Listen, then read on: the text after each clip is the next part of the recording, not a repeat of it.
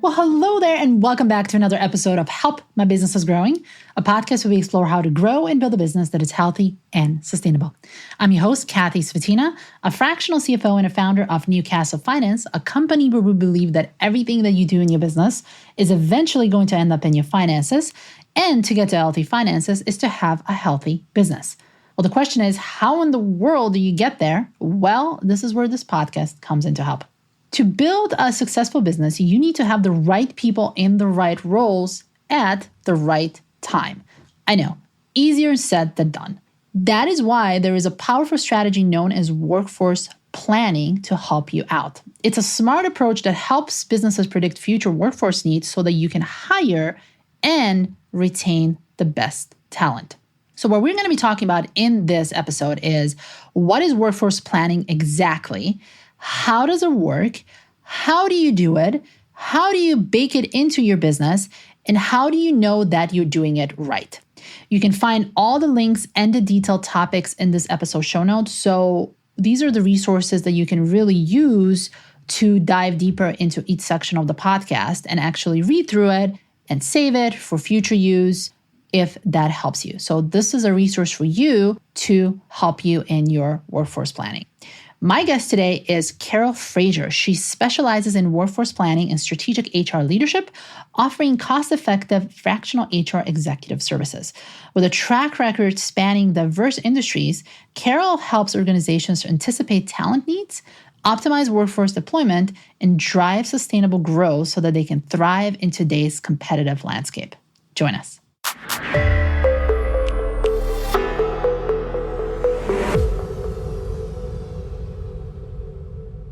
Carol, welcome to the podcast. Thank you for having me. I'm very excited to be here. Yeah, thanks so much for being here. I was on your podcast. Now you're on my podcast. We're going to be talking about workforce planning. And that is something that I get asked a lot as a fractional CFO. When should we hire? How should we hire? And I am excited about this because now I have an expert in workforce planning. So let's first start here. What exactly is workforce planning? Workforce planning is a full view of exactly what are your inputs, what is the full career experience, and then what are the outputs. So just as any strategic plan, you're always going to do things like a SWOT analysis to figure out what your competitors are doing. You're also going to do anything related to financials. You have to think about who's going to help you get the work done, and that's going to end up being your workforce. So your workforce is directly linked to your strategic plan and to your financial plan. And what you're trying to do here is ask yourself, so if my priorities in the business are X, Y, and Z, and my financial budget for X, Y, and Z is A, B, and C, what do I need to achieve those? And when people generally come in, and I find that it's a good way to at least start a conversation. They come in with their past practices. Mm-hmm. Like, I used to work at X, and this is how many people we had doing this. And that's fine and dandy. And it's not to say that it's wrong, but every business is unique when they're doing their business, where they're doing their business. So unless you are 100% the same cookie cutter of a company that you were at before with the exact same talent and skills and competencies, you need to stop for a moment, take a pause, and ask yourself, what's available to me in the marketplace? How much am I willing to pay? Do I want to build or buy my talent? And what is it that I want to create as an experience to retain that talent? And you don't need to have all the nano stuff worked out. But if you don't start with a broader vision of what people's strategy looks like, then you will fall prey to what I've seen the majority of the time. All of the outputs, which are recruiting, which are training, which are employee engagement, all of that stuff fails at some level because we're not able to literally draw a solid line back to the people strategy, which directly links to the business strategy and the financial strategy. So Carol gave us this really great PDF, which I'm actually going to link down in the notes as well. It talks about the inputs and the outputs that she just talked about. And the inputs have 5 categories: the strategy and priorities, which you talked about, the employee experience, job content, internal data from key stakeholders and external market data. Can we talk a little bit about this? Because I think this is super, super important. Because as you've said, there's so many things that people focus on, like recruiting and the compensation and the training. And you can have the best training in the world, but unless you are actually putting the resources into that planning, into the strategy, it's just not going to work. And I see this in the businesses that I work with as well. So can we talk about these inputs one by one? Yeah, absolutely. So I'm going to move from right to left. So when you're thinking about your external market data, when you're talking about people's strategy, you need to really ask yourself, what is out there in the marketplace right now? And what is happening? Like for example, right now, we are at the lowest employment rate ever. And trying to find the right talent is very difficult. While there might be some components where people are doing layoffs, and so we think that there is a surplus, there is significantly more open roles than there actually are people to fill them. And so we can't fall prey to what the media tells us. We have to do a little more digging and really understand, so what is the external market data telling us? Because I may not need all those people who were laid off based on my business. So I have to figure that out. Then when I come to the internal data from key stakeholders, now this is your board. This is your PE firm. These are your owners, your founders. You need to figure out exactly what it is that their expectations are going to be out of the people. If we skip that step, what ends up happening is, at least in my experiences, I've worked with public, PE, VC, and founder funded. Each one of those ends up in a very myopic view. And when failure happens, which is fine because we learn from failure, unfortunately, human behavior is we go to blame. And so we always want to make sure that just like when you're building a dashboard in IT, you get the BRDs, the business requirement documentation. So what you want to do is you want to get the internal stakeholders' information. What does good look like for you in your experiences? Now, again, this is data collection. All inputs are data collection to figure out how you're going to map this out.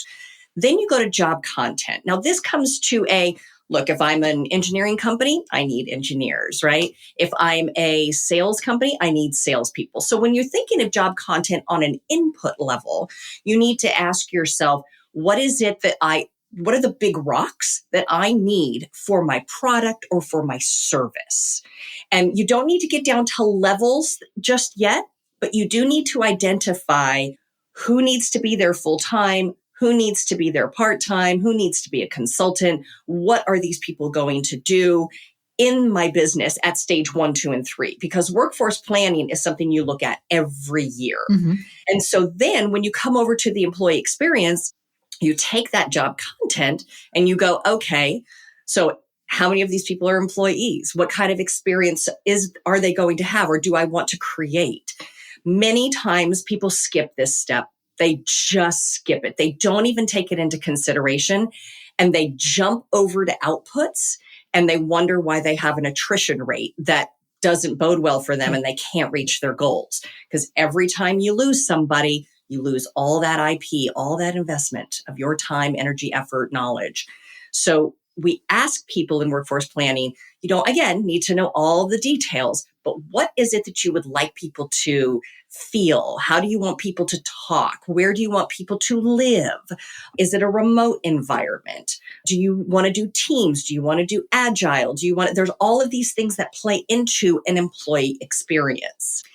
And then you take all of that, and I almost should probably make the graph have strategy and priorities at the top of everything, because then you need to make sure that you understand, do those things fit with your strategy and priorities? You could go left to right or right to left. I just like to explain it right to left, but you really obviously need to figure out what your strategies look like, and then you can tweak some things along the way. If someone's listening to this and they say, well, I have a smaller business, my business is on a smaller side, I'm really struggling when it comes to hiring and retaining the employees, and this sounds very complicated to me, like, where would you suggest that they start? Because there's a lot of components to this, and obviously every single one of them is important. But if you could say, okay, this is the most important one, you have to make this happen before you do anything else, what would it be? It's going to be defining what kind of people you need in your organization and which levels. So I would probably lean towards the job content, but that's not just a job description. And when we get into career experience, I'll explain that. But I would look at that. I mean, I'm working with a very small nonprofit. I think there are now 12 employees, but I started with them when they were 7 employees. And they don't need to have all of this. What we're doing is we're saying today, in the next 1, 3, 5 years, so we'll start with 1, this is what our jobs are. We put this together, in startup mode, everybody wears lots of hats, So everybody's got a lot of things in their job description. The minute that you start to grow a little bit, we do need to just take a breath and say, okay, so does it make sense for John to be doing this, and this, or is that really 3 separate jobs? And can we figure out, are we at the point where he takes a whole job over here and then these 2 jobs become part-timers or consultants, instead of constantly piling more things and only creating unicorns? Because when those unicorns leave, more balls drop because they're handling more things. So all I say when I'm talking about workforce planning is that second word, planning. You have to start to think. I think John doing 7 different roles is perfectly fine right now when I have 5 employees and I'm only at $8 million. But for me to get to 10 or 15 or 20, I have to plan for that. And John, we have to ask John, by the way, John, which one of these 7 things would you prefer to do and do you do well? Because I don't want to give John something that even if I think it's mission critical, but John sucks at it, then we're in a lose-lose. So those are the things I would say. When I say people strategy, I'm saying, let's figure out how we prioritize all of those functions and then plan accordingly. And then as far as the external market data, I mean, yeah, it's great to have a lot of that stuff ahead of time, but that's stuff that you can do in real time. And let's face it, currently, socioeconomically, it changes every week. Sure. So it's really hard to say, yeah, we did our research and we looked at comp surveys and we looked at all of our competitors. Who knows what's going to happen in 6 months? So I would say that those are some of the key things on inputs that you have to put down on paper and really hold yourself to that. Because if you start wavering on the inputs, everything below it just starts falling apart. Yeah. And that's a good point of finding these unicorns, is because if someone has been with you from the get-go, from the beginning of the company, and they have more responsibility piled onto them, they have kind of grown into that role and they know the what's and the whys. It is very hard for someone who doesn't know the organization, who doesn't know the business as well, who just started, to expect them to have all that knowledge and all that experience that the person who's been with you for years and started when you were at the beginning stages of your company to be as effective and as good as the person who you had before. Exactly. And that's whether you're a $5 million company or a $5 billion company. If it's not well documented and we don't have some way to transfer that knowledge, we're inevitably setting ourselves up for failure as well as that individual, because whatever we don't have written down, we've lost that IP completely. Never mind whether or not that other individual was able to absorb it and function and perform with it. But if we don't have it written down at all as an organization, we've lost it completely. Yep. So let's say that you right now, we're recording this in springtime. So I like to do springtime is the time for the strategic planning. We're looking at how are we going to grow the business. We're looking at the future a lot more. And I do it from a financial perspective. But I need to know, how many people are we going to hire? Which type of people do we need? How are we going to budget for them? So if you are starting to do a strategic plan in the springtime, and a part of that is workforce planning, what are some of the questions that you need to ask yourself as you're going through that plan? That's, I think, a great segue to the second part of workforce planning, which is around that career experience, because within career experience is job architecture. And this is where it can get very, very granular, or it can be very broad still. But this is where you're going to be talking about on a role basis, not the people, right? We haven't done the talent to task assessment yet, but on a role basis. How many people at what level and how many of them do I need to screw in a light bulb? What's the job complexity? What's the autonomy? What is the leadership? Perhaps there are key things there that are outside of my physical job. My job is to do X, Y, and Z. But now I need to ask myself, so at a entry level, and this is why I think job architecture is a friend to finance, because now I'm able to say, well, given what we need to get done, we need more people with a complexity that's lower or a complexity that's higher. And now that we're able to identify that, we're able to say, okay, lower complexity, no leadership roles, our bands or our compensation says X. Higher complexity, even on an individual contributor level, the compensation saying Y.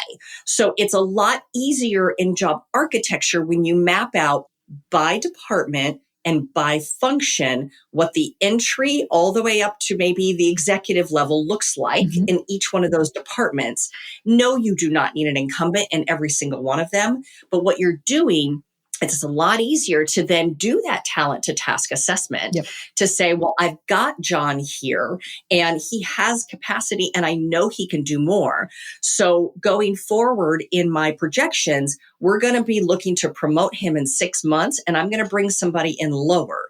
So the market's saying I need this much money for a replacement for John, and I need this much money to promote John. The more you can look at it from a detailed and more objective standpoint, the easier it is to budget. I agree, because in finance, I'm a part of those conversations, but I'm definitely not going to be out there and say, well, this is how much this particular talent is going to cost you, and this is what you need. That is really on the side of someone who is doing HR function in the business. And obviously the business owner. And it's interesting, I am looked at, it's like, okay, tell us what type of people do we need? And I'm like, I don't know. You tell me. I can put them in the plan and we can figure out, can we afford them and when can we afford them and how this is going to look on the long term. But really figuring out what type of people do you need in the business, that is the conversation that we need to have with someone who is doing that workforce planning for you. And I think that's where finance and HR function really go hand in hand. Yeah, when I think about job architecture as well, this is where it really, all the outputs from the job architecture is key, because now I know what do I need for a learning and development. If I'm going to start to shift as we grow, right? Decision-making responsibilities change as an organization grows. So where if you're somebody who had started with them, you have full autonomy to sign a check because I trust you. But when you get bigger and that line of sight gets pulled away, now I'm asking myself, okay, so do we want to put parameters in on who can sign a contract, who can put a PO in, all that stuff. Now you're looking at decision making, and decision making could also be, who do I hire? Who do I fire? Who do I transfer? Or it could be, do I have the authority to change my pricing? Do I have a range that I, as a CSR, can give a discount? Even the CSR, a customer service representative, can be empowered with decision making, but it's through job architecture and through the culture of an organization that you decide who gets what. And when you have job architecture as well, you are ensuring that the entry level in ABC department and the entry level in M&OP department have similar characteristics. So similar complexities, similar decision making. And even if it's not like for like, and it might be a little bit higher over on this department on M&OP, but the idea here is you're now categorizing so that you understand which roles you actually value more. And it's totally okay to value roles more than the other, because if your primary business, like I said, is engineering, of course you're going to value engineering more than you're going to value customer service. Yep. You need to build a product. So those are the kinds of things within a career experience and within the market data, because that's also within career experience. You've got job architecture, you've got career path. And that's what I was saying about maybe an entry-level admin is a little bit lower than an entry-level engineer. Obviously, they're not going to be like for like. And then you've got the market data. Now, market data is a great thing. I'm a certified comp professional. It tells you trends. And too often organizations go, well, I have a comp survey and it says it pays this. Okay, remember that data is a year old. Yeah.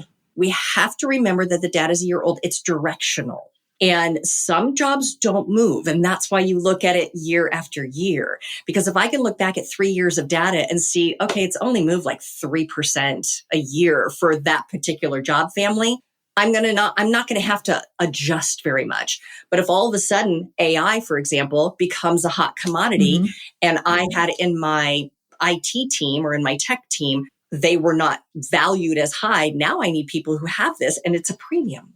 So those are the things that you're doing. You're validating your current practices and you're setting yourself up for the future. You always want to have a comp band that can look into the future at least 3 years so that you're only wiggle rooming maybe like 2 or 3% on the ends of the bands. Otherwise, for you in finance, you're going to pull your hair out. If I were to walk up to you and go, this entire job family just went up 20%, you're like, hold on, what? Yep. Yep, exactly. And I want to go back into what you were saying. So for listeners who are not familiar with the MNOP, can you define what that is? Oh, I'm just saying, I was just using the alphabet. Okay. So it's like ABC company, XYZ company, just two different kinds of companies. So like, for example, in the nonprofit that I'm working with right now, the small one, we only have 2 departments. We have our programs department and we have our funder management department, right? And then of course we do have operations. And I feel like a lot of times those are a lot easier because they're traditional roles, but that all depends on funding, right? So those are some of the things that maybe people, even when you're in a startup mode or you're looking for investment, how you organize your company has obviously a lot to do with your budget. So maybe today you only have 2 or 3 departments because you have everybody wearing those multiple hats, but it's a great exercise. And again, you don't have to enact it to at least map out what does your future state look like? Where's the North Star? Where do we want to go when it comes to people and all of the services and products that we're offering so that we're mapping ourselves accordingly? Yeah. And that is one of the things that I keep honing down. It's like, we got to plan. We have to plan. We have to plan. And we want to make sure that we have a couple of scenarios, the worst case scenario, the one that's most likely to happen, and the best case scenario. And I think this is where it really shows that how everything that you do in the business is going to end up in the finances. Because if you do not plan this well, it's really going to affect the business. Because if you have a lot of growth happening and you're not planning this on your people side, who is going to manage all that business coming in? You're going to be missing a lot of revenue if you don't plan for this. So if you have planned a lot of growth, make sure that you're planning for the people side as well. Yeah. I mean, too often in those hyper growth stages, this is where burnout happens because they're trying to get the same amount of people to do more work. And even if there was capacity before you brought in that work, human behavior, and this is why you want to get somebody in HR who understands the human behavior side of it, not just the operations. Human behavior is you learn how to fill your time, whether it's a little bit to fill all of it or a lot of it to fill all of it. And when you go through those changes and those shifts, it's a mindset shift. It's a time management shift. It's a prioritization shift. It's communications around the entire thing.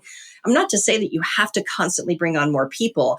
If you want to get more out of the resources you have, then the priority, the outputs of your workforce planning is going to be around culture and training and resource management and, staving off burnout. Those are the things that you can have your people do more with less people, but you've got to find the way to motivate them, recognize them, and engage them to do so, and then equip them with the tools to take on more work and not just feel as if I got everything thrown at me. And that's why I put communications around the whole thing. And this is where the systems and the processes and the right IT tools come into place, is because you can do a lot more with less people if you give them the right structure. Exactly. The tools matter. Yes. So I am curious what you're going to say to this. When people are doing the workforce planning, what are some of the most common mistakes that you see them making, and how do we fix those? The most common is, we talked a little bit about it, is the employee experience and that whole career experience. So they're solely relying on their own personal past experiences. And that is a very small viewpoint. Yep. That's, who they've dealt with, how they've dealt with it. And let's face it, a lot of times these small companies are new founders.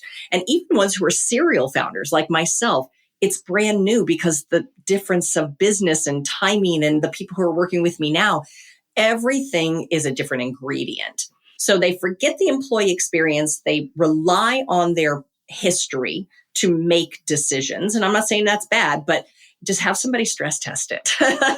And then they forget the career experience side of it. So they don't bother to look at how many people at what levels to screw in a light bulb.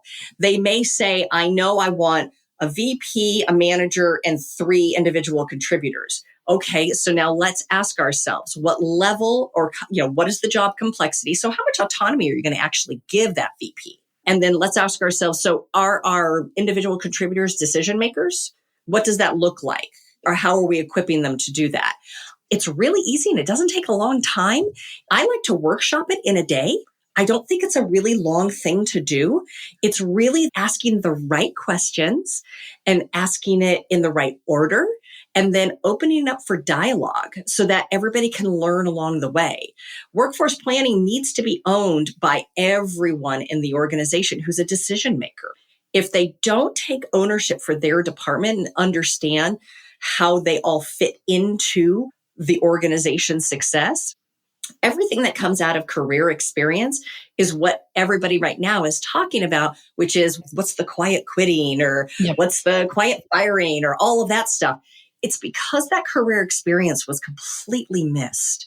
Because when you have that job architecture, you can clearly say, here is where your growth path is. And your growth path is dependent on this level of revenue coming in.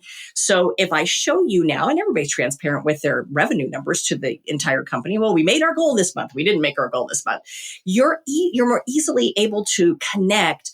Well, if my growth path is there and I need to learn these skills and it is dependent upon revenue at this level, I'm hearing this, oh my God, I'm getting there faster. I haven't done my skills yet. Yeah. So you now put some accountability on the individual to say, but I told you how you could get there.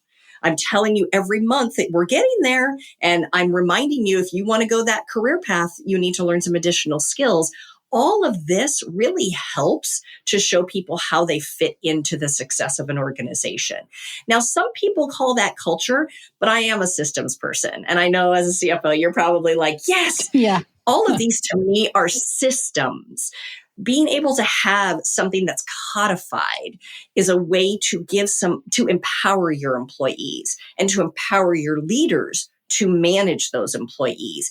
In absence of that, you end up with a lot of subjectivity and it becomes this flag waving in the wind and you don't really know what good looks like on any given day.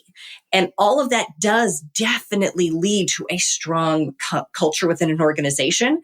But coming in and just saying, I want to help you with your culture, I back up and go, where's that foundation? Is it on sand or is it on something more sturdy than that? Because that's where I feel if I had a system, and it's just, again, human behaviorist, people like order. It's just the way we are. It's the way that we're built. Sure.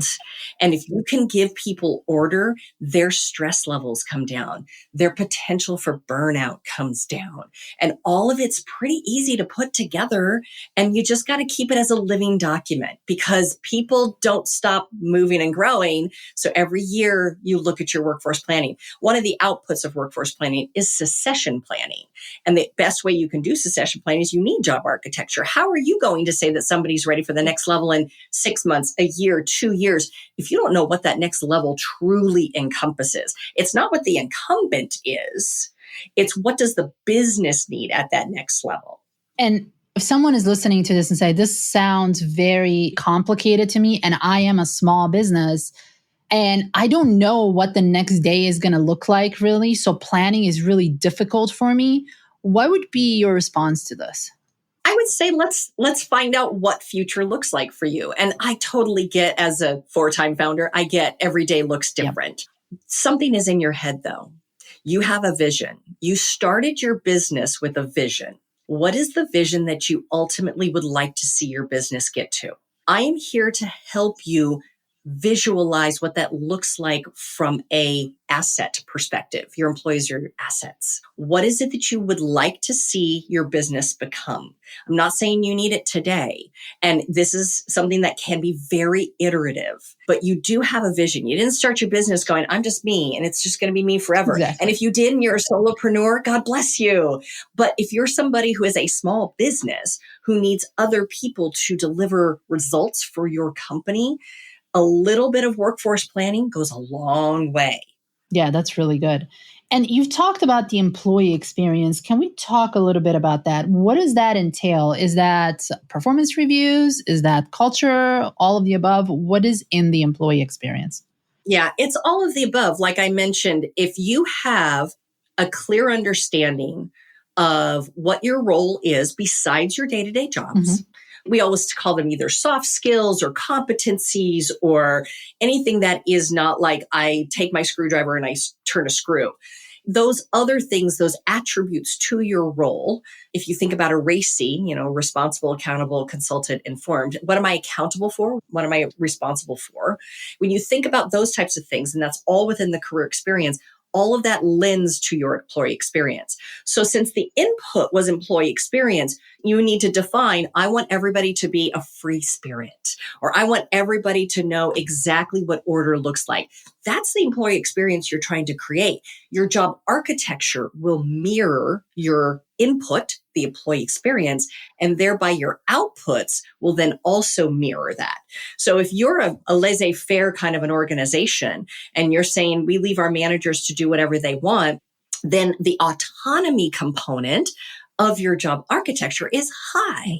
And so is the decision making. The complexity may not be super big because you're not caring so much about the order of things. And again, it could be because that's your service. If you are a mindfulness coach and you have a whole mindfulness practice and you need to kind of ebb and flow with the energy, then that's going to have a very different employee experience than an engineering firm. So those are the employee experience that your job architecture will mirror that. But that's why we need to define that first so that we're building a job architecture that does mirror that. And then on the end of it, with all your outputs, if you're a laissez-faire and you are ebbing and flowing, then you leave learning and development to when it's good for them. Versus I am going to put down as your goal, you have to learn X, Y, and Z this year because in my succession plan, you're moving to the next spot in the next 18 months. And we've had that conversation and you're on board and you're engaged and all that kind of stuff. So it's definitely mindset and how you want to operate your organization. All of that lends to the employee experience. And can we talk about the difference between a job architecture and a job description? Because I think there might be some confusion between those two. Yeah. So I like to say that they're not the exact same, but they help each other. Yep. So in the job description, you're usually giving an overview of who that person reports to, what that role's main responsibilities are. We call those essential functions, right? What the essential functions are, so that we know that you are at least meeting the needs of the organization of that role. And then you also have down there usually technical skills and then some education and experience. Now, people have expanded their job descriptions, and for many good reasons, to include things like competencies, like values of the business, or the behaviors associated with those values. And for good reason, because if that is what you value, and that's what you want the employee experience to be, if somebody isn't espousing or showing the behaviors that align to your values, that is, if you're defining, that's part of your job. It's part of your job to behave this way because those are our values. Then absolutely put them in your job description because you want to hold them accountable to that. But if you're one of those people who's like, well, our values are embedded in our processes and they're embedded in our communications and they're embedded in our practices, then you may not need to have that necessarily in your job description because that's the way somebody works. It's already taken care of. But the holding them accountable is lower because you have systems in place to hold them accountable to those behaviors. Yep. So the job architecture is essentially you're looking at from more of a broader view versus a job description. You're looking more from on a detailed level. Yeah, and the job architecture really helps us to look for like. So is a VP, and I do try to encourage organizations that if you're going to call somebody a VP in engineering and a VP in sales, those roles, especially at that level, at that leadership level, need to have very similar complexity, autonomy, decision-making, leadership. They need to be very similar. To have somebody have so much more as a VP versus a VP of sales, let's say a VP of engineering, VP of sales, it's really unfair because if I'm called a VP and somebody else is called a VP, I would think that we're the same. And this is where you get disengagement. So if you're holding me as a VP of engineer at a higher requirement than the VP of sales or the VP of customer service, the nomenclature in your head is that's not fair. Yep. So this is where you get job architecture to say, okay, then maybe if we're not necessarily holding them at the same level, but we do know that we want the VPs in our company to be at this level, then maybe we now define that that person's a director. But look, I know sales, and we do this all the time, your external title versus your internal title. But the job architecture is an internal document, and it's a way to show the complexity of a role, the valuation of a role, the career opportunities of a role. All of that, again, is internal to engage and be sure you have good operations. So that is where job architecture, I think, really helps out, because now you're able to truly define if somebody is a chief of human resources versus a chief of marketing, those two people better have the same level of complexity. And if you're not holding, let's say, the HR person at that same level, why not? Yeah. Now here comes the subjectivity. Well, you like that person, so you decided not to hold them to that same level of complexity and accountability. And that's where we start to go, okay, I'm not saying that you can't have any subjectivity, but we just want to know, what does good look like? Yeah, that makes a lot of sense. So, Carol, if someone is starting to do workforce planning in their business and they have no idea where to even start, what would you say that is the one small thing that they can do in the next week or two to get them closer to the workforce planning? Okay, so the one thing to get closer to workforce planning is identify your gaps right now. Where do you feel you are not comfortable or killing it or knocking it out of the park? I start with comfortable and then knocking it out of the park, because if you can easily identify, like, I already know that I'm not good here, then it's time for some planning. And that planning may be in 6 months. When you close this deal, we're going to go there. We're going to hire that person. The gaps tell you how your business has grown or where your business is unable to grow. And if it's people related, that's the first thing you want to do, is figure out, my vision was I was going to be there. I'm here right now. And what is holding me back from getting there? Outside of revenue, we always try to say, once you get all the monies, because I get it, money is definitely a control. Yep. Once you get all the monies, you then want to be prepared, because you don't want to be behind the 8 ball. When you are out there selling and signing that contract, you want to know that you have planned and identified who's going to go in there.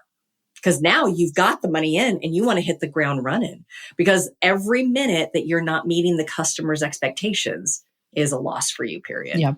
And it's a loss in brand recognition. It's a loss in your name. It can be a real big problem. Carol, this has been a delightful conversation. I'm really glad we did this. It opened my eyes to a lot of the workforce planning items that I didn't think that they were possible. So I'm really grateful that we did that. Where can people find you? You can find us at www.c4talent.com. You can find me on LinkedIn. My tagline is Awesome HR Exec. So if you were looking for that, or Carol Fraser works too. And feel free to drop me a DM. You can email me at carol@c4talent.com. And Carol also has a podcast. Carol, you want to talk about the podcast? Yes, I do. So my podcast is The Fractional Edge, where we talk about workforce planning and how something that you could consider as part of your workforce planning are fractional executives. Many times owners and founders try to do it themselves. And I get it. I've been there, but it really sometimes requires an outsider. And I couldn't afford a full-time marketing person, but I can afford a fractional marketing person. And that person's going to give me insights and expertise that I don't have. So whether it's 5 hours a month, 20 hours a month, 50 hours a month, it really all depends on the need of the organization. But we try to explain to our CEOs, PE firms, founders, owners, executives, it's okay to not have to hire somebody full time. So think about workforce planning in a more creative way. So if you have that gap the first thing you ask yourself, where's that gap? Could you fill that gap with a fractional expert? And it's not just finding a freelancer on some of these websites. I say those are great executors, but part of the reason that you have that gap is probably a gap in strategic vision for that function.